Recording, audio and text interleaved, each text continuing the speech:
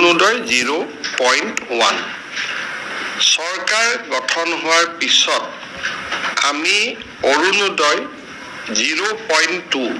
তাৰ মানে অৰুণোদয় দ্বিতীয় সংস্করণ আমি আরম্ভ করেছিল আর দ্বিতীয় সংস্করণত আমার বেনিফিচিয়ারি সংখ্যা প্রায় 28 লাখ পরিয়াল হিতাধিকারী হিসাবে আমার সন্নিবিষ্ট আছিলে কিন্তু দুটা তিনটা অসুবিধা আছিলে যে তেতিয়া আমি কাৰোৰ পৰা আধাৰ নম্বৰ লোৱা নাছিলো কাৰোৰ পৰা আমি তেওঁলোকৰ ৰেশন কাৰ্ডৰ ডিটেইলছ লোৱা নাছিলো আৰু কাৰ্যত যেতিয়া আমি এটা সমীক্ষা কৰিছিলো জৰীপ কৰিছিলো তেতিয়া আমি দেখা পাইছিলো যে বহু হিতাধিকাৰী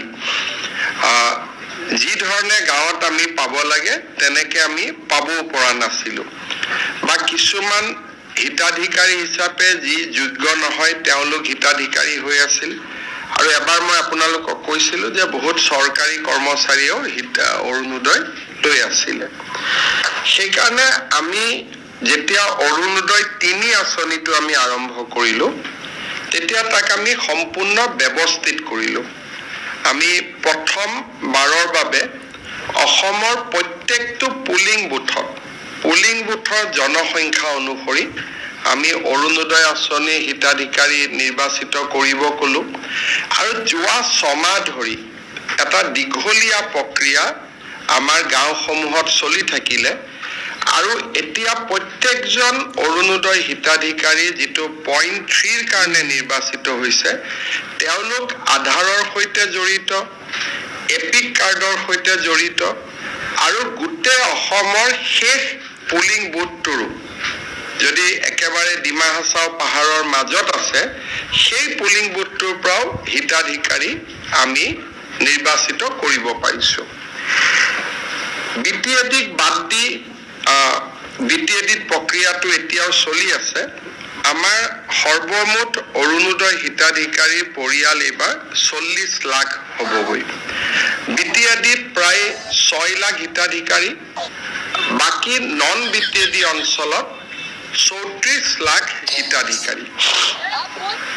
আৰু এই গোটেই ডাটাবেছটো আমি চৰকাৰী কৰ্মচাৰীৰ লগত আমাৰ মুখ্যমন্ত্ৰী লোকসেৱা আয়োগ যোজনাৰ লগত বহুত কেইটা ডাটাবেছৰ লগত আমি ইয়াক মেচ কৰাইছিলো যাতে এজনো অযোগ্য হিতাধিকাৰীয়ে এই আঁচনিত সোমাব নোৱাৰে যোৱাকালি আমি এই গোটেই অৰুণোদয় দ্বিতীয় আঁচনিটোৰ আৰু পৰা তৃতীয় আঁচনিলৈ আমি যোৱাৰ বাবে যিখিনি ব্যৱস্থা আছিলে তাক আমি সম্পূৰ্ণ কৰিলো আৰু জুলাই মাহৰ পৰা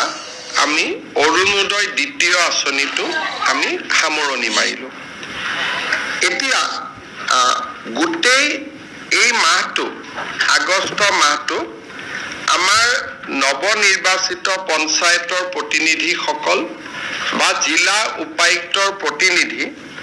প্ৰত্যেকজন অৰুণোদয় হিতাধিকাৰীৰ ঘৰলৈকে যাব মোৰ পৰা এখন পত্ৰ লৈ যে আপুনি অৰুণোদয়ৰ বাবে নিৰ্বাচিত হৈছে আৰু অকল খালি পত্ৰখন দিবৰ কাৰণে অলপ বেয়া লাগে কাৰণে লগত এখন আমি সৰু কিতাপো পঠাইছো মহাপুৰুষ শ্ৰীমন্ত শংকৰদেৱৰ ওপৰত উপেন ব্ৰহ্মৰ ওপৰত মহাপুৰুষ মাধৱদেৱৰ ওপৰত এপিজে আব্দুল কালামৰ ওপৰত গোপীনাথ বৰদলৈৰ ওপৰত মুলা গাভৰুৰ ওপৰত ভগৱান শ্ৰী ৰামৰ ওপৰত গোপীনাথ বৰদলৈ লিখা এখন পুথি আছিল তাকো আমি পঠিয়াইছো ৰাণী লক্ষ্মীবাই গমধৰ কোঁৱৰ লক্ষ্মীনাথ বেজবৰুৱা স্বামী বিবেকানন্দ এনেকে চিঠিখনৰ লগত এখন সৰু আমি কিতাপো দি পঠাইছো যিহেতু এইবাৰ আমি কিতাপৰ বৰ্ষ পালন কৰি আছো তাৰমানে 40 লাখ পৰিয়ালত এখন পঢ়িবৰ কাৰণে কিতাপো গৈ পাবগৈ এই অৰুণোদয় তৃতীয় আঁচনিটো এই গোটেই প্ৰক্ৰিয়াটো সমাপন কৰোঁতে আমাক এমাহ লাগিব ঘৰত গৈ আমি গোটেইখিনি দিওঁতে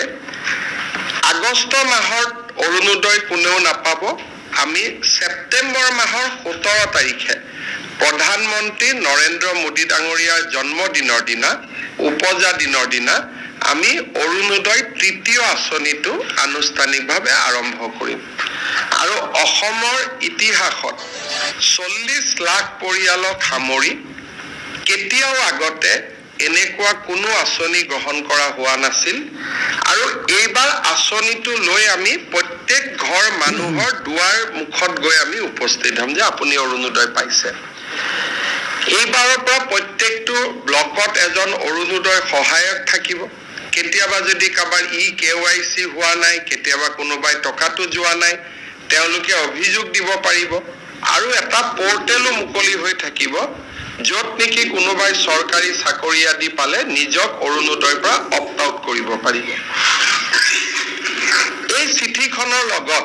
পৰীক্ষামূলকভাৱে পাইলট বেচিছ এইটো আমি এতিয়ালৈকে